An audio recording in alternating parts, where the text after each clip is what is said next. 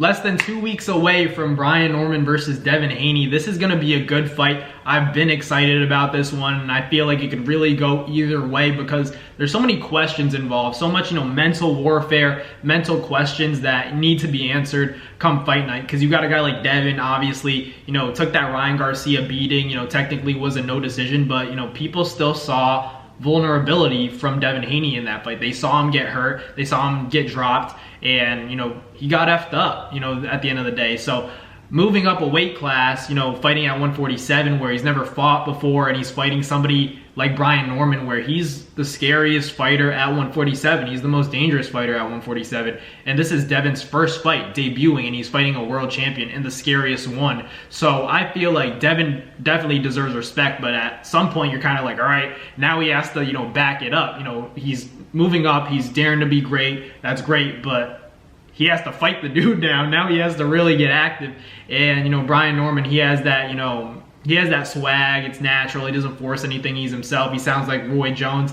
A big reason why I like watching him. He resembles him, but kind of has his own swag as well. He's pretty reserved, but if you do interview him, then you kind of hear that swag. You see his personality, and I think he's exciting to watch both inside and outside of the ring. So Brian Norman Jr. versus Devin Haney is a tremendous fight, and I've been saying that it's a toss-up. It's a 50-50 fight because you can't possibly lean towards one guy super convincingly if you really know boxing, because Devin, you could say he was scared against Jose Ramirez, was definitely too cautious and too conservative in that fight, but he got it done. And I think that he's going to use that same sort of game plan against Brian Norman. I think he'd be silly to sit in the pocket and exchange with a guy like Norman, because Norman, he puts, KO performances on. Whenever you plant your feet, he can time you, but if he has a moving target, obviously in the sport of boxing, when you're a moving target, it's automatically decreasing the chances that you're going to get cracked with a big shot. So Devin's going to use his footwork to his advantage. He's going to use his athleticism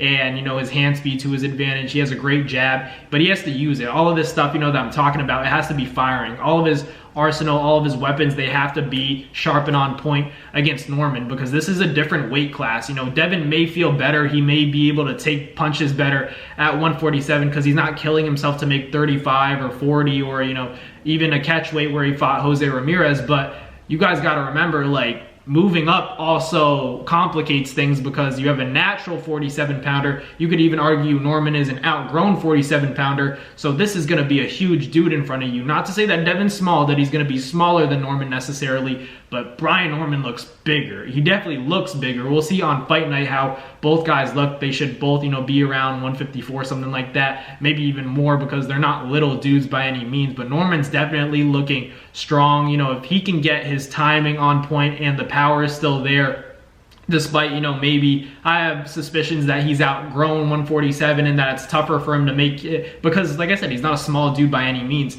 So if he can keep that power, despite making this weight cut to 47, and his timing's on point, and he can show us that he can box, because a lot of people, he's even said it himself, everybody's doubting his ability to box, his defense, whatever the case may be. He doesn't have footwork. So if he can prove all those critics wrong, then it's going to be really tough for Devin Haney, let me tell you right now, because Devin, like I said, it's a debut fight at 147. You got a guy like Boots, he was supposed to fight Virgil Ortiz, but he was like, all right, I need to chill out. I might not be able to make 147, but I've never fought at 154 either, so I'm not going to fight a guy like Ortiz. I'm not going to fight a top dog in my very first fight at the weight class. And then you have a guy like Devin where he's like, all right, you guys say Brian Norman's the guy, I want to fight him. So if anything, no matter what happens, I'm going to respect Devin Haney. But of course, a win's a win. At the end of the day, he has to get the job done. And he's talking a big game, him and his father, as they always do. Great promoters. Bill Haney is one of my favorite promoters in the sport of boxing right now.